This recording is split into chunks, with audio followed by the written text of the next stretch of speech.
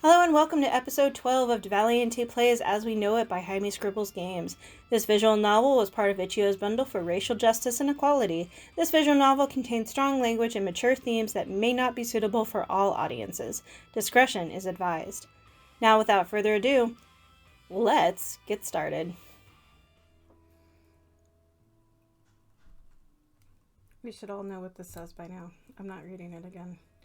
And it was also another day, so I'm also not going to be reading that. So we're just going to keep going till... Alright, until right here. Let's see what we can do. We got the library, the gym, or Icarus. And I really want to know what's going on in the Trevor and Brian show, because I want to watch this. Ha ha ha ha! We rolled a 2. Yes, let's go. Walked into the library and caught sight of Jude walking down the aisle and while paging through a book. I could probably go say hi if I wanted to. I do want to. Hi, Jude. I turned down the aisle he was in. Reading anything interesting? Not really. I was hoping I could find a manual on some ancient tech, but I don't know why I bother. It's not as if they ever get new stuff in here. That's too bad. Are you working on anything interesting? He shrugged and put the book he was carrying on the shelf in front of him. What have you been up to? The usual. At least it's all usual now. Work, read, whatever. He nodded and we both just stood there awkwardly for a moment. I got some stuff to get to, but it was nice seeing you, Diva. You too, Jude. He walked past me and left the library. I searched the shelves for something of interest. 5 is comedy. I settled on Alpha Partner, taking it up to Trevor so I could check it out. It was getting late and I was tired. Time for bed. Day 2. And let's see, has anything changed and worked? I walked into work. I checked the board and saw that I was required to make rounds today. I sighed, grabbed my gear, and headed out into the hallway. As usual, nothing was out of the ordinary. The uniform did make people friendlier. Everyone who saw me waved and smiled. It was surreal. I knocked on random doors to check in, and if people were home, they invited me inside happily. I was offered water, food, and other things which I declined. I kind of wondered if people would start reacting to us differently if everything going on, but so far it didn't seem to make much of a difference. If people were angry, they reserved it all for the mayor. I headed back to the security center with my rounds done. This day's report would be quick. Alright, let's see. Who are we going to see today? 6. We're going to Icarus. Nothing particularly interesting was going on today, so that means that we're going to be hanging out with Sam. Icarus was extra lively tonight, and Sam seemed to be enjoying the crowd.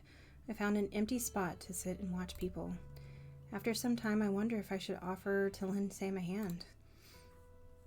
Let's see if Sam needs help. I walked over and she spotted me, seemed to understand my intentions, and waved me off. I sat back down at the bar, and after some time, she headed over to talk to me. I've dealt with worse. Just sit. You seem to prefer this. She smiled but shrugged. It's better than having no one here. She left to get back to work, and I sat back and watched her. She handled all the chaos with ease, and I couldn't help but feel a little jealous. I would be a wreck if I was in her shoes. Just thinking about it was stressing me out. It was getting late, and I was tired. Time for bed. It's going to be a really boring week, isn't it? Let's go to work. Let's go to work. And it's another day on the security force, and we're dealing with complaints because that's all people ever do. Alright. 4 at the gym. When I walked in, I saw Mom and Rick studying some of the exercise equipment. Diva! Mom waved at me, and the mayor shot me a friendly nod. Hey, Mom, are you guys working? Yeah, we are assessing the quality for fitness facilities. She could barely keep a straight face as she spoke. I don't sound like that when I speak. Mom shrugged in the playful way I had seen her do hundreds of times. Mind if I take a moment with my daughter? Of course not. I swear that man will micromanage his own funeral. I laughed, but she said it with an affectionate smile, which put me a bit on edge. I'm glad you're having fun at your job. She waved her hand. Oh, it's nothing. All I have to do is keep him from working too much. When he does that, he gets forgetful. Same as anyone. I guess I'll let you get back to him. Mom gave me a big hug and kissed me on top of my head. All right, you have fun. I gave it a feeble attempt, but I couldn't focus on exercise when my mom was working or flirting with the mayor. I gave her a wave goodbye and went home.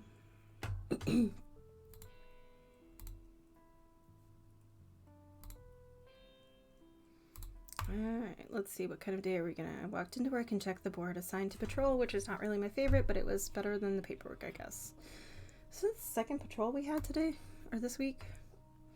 I stood with a few others who were waiting for Vince to unlock the armory for our patrol gear.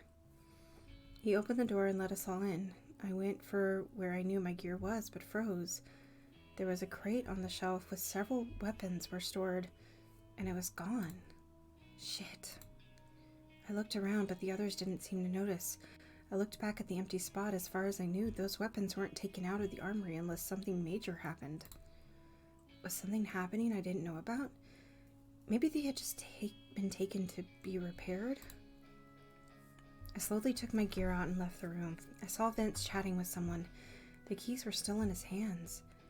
Should I say something? Or maybe I shouldn't? I would say something, because if something's missing and nobody knows about it, then that's a problem. So, hey, Vince? He turned to look at me, and I felt a bit nervous. He was in such a good mood. While I was getting my stuff, I noticed there was a crate of weapons were missing. He tensed up, stood up straight, and the grin he had been wearing vanished. Missing. Show me. I led him to the armory and pointed out the empty space where the crate of weapons should have been. Things were really fast from there. He told me to go ahead and go out on patrol. I wasn't in a position to argue, so I did as he asked.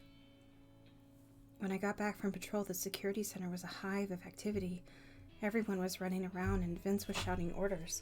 Desks were opened and clutter was everywhere. I started to turn in my gear, but Vince pointed to a large bin in front of the locked armory. Put it in there and help the others. If we don't find those missing weapons, there's going to be trouble. I wasn't sure what he was expecting. The office didn't exactly have a lot of hiding places for weapons. Everything was torn apart and inventoried, and no one was allowed to leave early or on time. By evening, Vince sat everyone down and stood before us, hands on his hips, face unreadable. I can't suspect any of you. I just can't. If anyone knows anything about the missing crate, let me know. This is a very serious and dangerous issue. I didn't really have anything to add, so I stayed quiet. He told us we would all need to be on standby, and we were finally able to go home. It was getting late, and I was tired. Time for bed. I got up and headed out to grab coffee before work. Hopefully... yeah. Things were pretty tense around the office. Vince kept frowning down at paperwork, and everyone gave him some space. We also eyed each other suspiciously. Who would steal all those weapons? It had been someone who didn't work here, right? Could someone have stolen the keys or made an illegal copy? I tried to focus on my paperwork. Work was over and I had some time to kill. Alright, so what do we want? I know what we want and we're getting it today. Yeah, we are. Trevor. I walked into the library and into pure chaos. Some of the older kids were throwing books and taunting Trevor, who was desperately trying to gain control of the situation. Alright, you're all banned from the library. Help Trevor. Hey, what are you idiots doing? Everything stopped and the teenagers looked over at this new voice. Don't just stand there. Call security or something. I started to say something, but someone moved behind me and Brian appeared. Okay, you losers had your fun, now get lost. The kid stopped and started to head to the door. From the looks of it, Brian seemed to know many of them. He chided them in a friendly way as they filtered out. Trevor was not amused. What do we want to read today? 10. Ooh, drama. I grabbed the book Phantoms of Florida and left. Trevor and Brian looked anxious for me to leave so they could talk. It was getting late and I was tired. Time for bed. Ooh, my stress is high. Yep. I pushed around the remnants of food on my plate. No matter how guilty I tried to make myself, I couldn't eat it. Mom had moved out a week ago, and now the emptiness of the place was starting to feel claustrophobic. I didn't miss her cooking. She was awful at it. Not that mine was any better. I made a face and finally admitted defeat. I cleared my plate and then stood at the sink to idly stare at the wall. A buzz at the door made me turn, and I quickly glanced around the room to make sure it looked clean. An easier feat without Mom. It's Micah. When I opened the door, I saw Micah holding some books and smiling. It was like a small weight lifted off my shoulders. Come in. He set the books on the table and handed me a small metal fragment. What's this? I looked down at it. The metal was clean and had been shaped like a flower. It might have been some kind of jewelry a long time ago. It is very quaint, don't you think? I thought you might like to use it as a bookmark. My attention snapped back to him and I fought off a grin. You just hate it when I fold the corners of the pages. It was such a pretty thing to come across, you know? I assumed it would make a nice gift. I sighed and set the metal flower on top of the stack of books, and then took a step closer to him to kiss him gently on the cheek. Thank you. And I promise not to fold any more of your pages. That wasn't my... I just finished eating. Would you like anything? Micah blinked and rubbed the back of his neck. I'm quite alright at the moment. I came for your company more than anything. We sat at the table and he told me about the books he had been reading recently and asked me about my own. He had so many thoughts and analyzed the novels in ways I had never bothered to. I always just read to read. Micah treated it like it was his own true passion, which I suppose it was. He liked to unpack stories to their barest meanings and symbols. What was the author trying to say? How did their culture influence what they wrote? Did any of that matter in the end? I found it all very interesting, and I really enjoyed Micah's enthusiasm. Eventually, it got late and he had to leave. I was sad to see him go, but I felt better than I had before he had visited. It was getting late, and I was tired. Time for bed. Still at 2 hearts with Micah. I wonder if I got more hearts with the other 3, if they would start showing up at my house. Maybe. For once, there was no one to wake me up for the community meeting. I woke up with plenty of time anyway. I must have lost some of my ability to sleep in. I groaned and stretched, trying to get motivated to get moving. The promise of coffee urged me on, and I was quickly dressed and ready to leave. As I walked, I wondered what the meeting would be about. So many things seemed to be happening lately. There had been rumors that today's meeting would be a bit more eventful than the usual ones. Things were going missing, rumors of Sandmen, and this rebel group sticking up flyers everywhere. Something had to be addressed eventually. I walked into the community center and it was busy as always for these meetings. I grabbed a cup of coffee and moved closer to the front. Mom waved me over. I had only meant to say hello, but now it seemed I would be sitting beside her. She wrapped her arms around me and squeezed me tightly. If he proposed, if he says, hey, we're getting married in this meeting, I will rage. Oh, I missed my baby. I missed you too. She let me go and smiled brightly at me. I feel like it's been forever since I've seen you. We need to catch up. I've heard about you and Micah, so how are things between you two? How did she hear about it? Rumors really traveled like crazy down here. I covered my face and took a deep breath. I was an adult. I should be able to talk to my mother about this stuff without being rattled mess about it. Well, I've been spending a lot of time with Micah.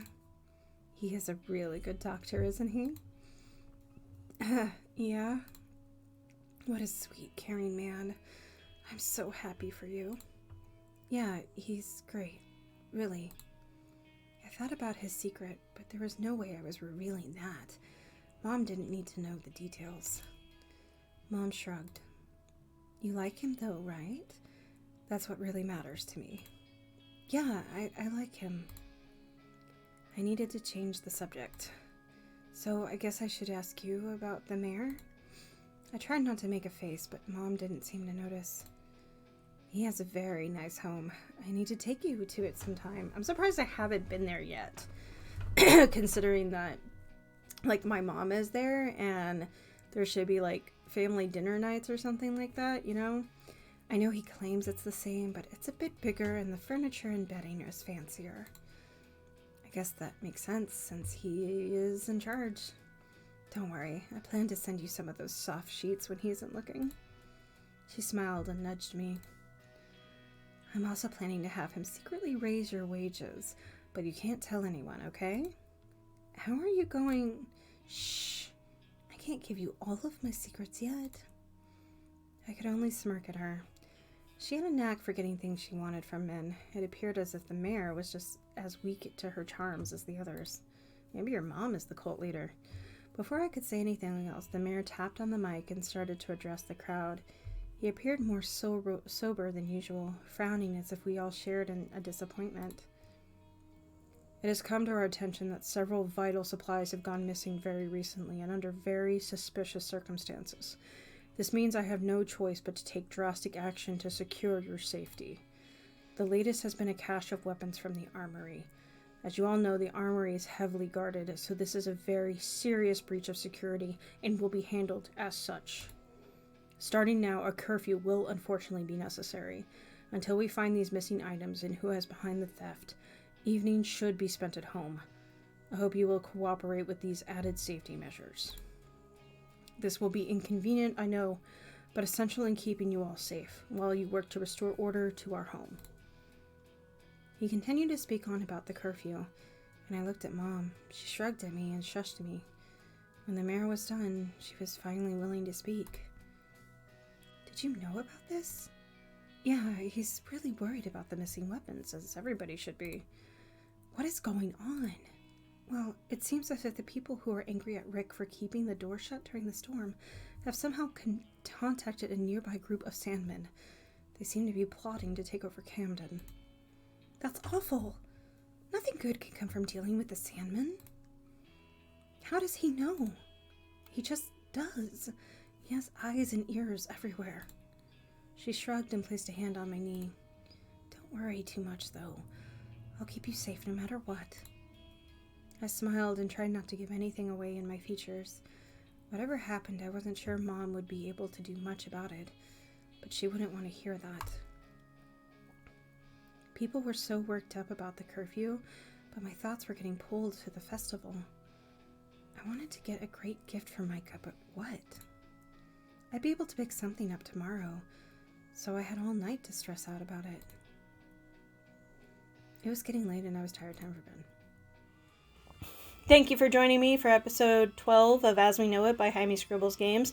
The next episode will be out shortly. If you enjoyed this video, please leave a comment letting me know what you like down below. Please no hate or spoilers, as I'm not above removing those comments and the people who make them. That's all for now, folks, and I'll see you next time.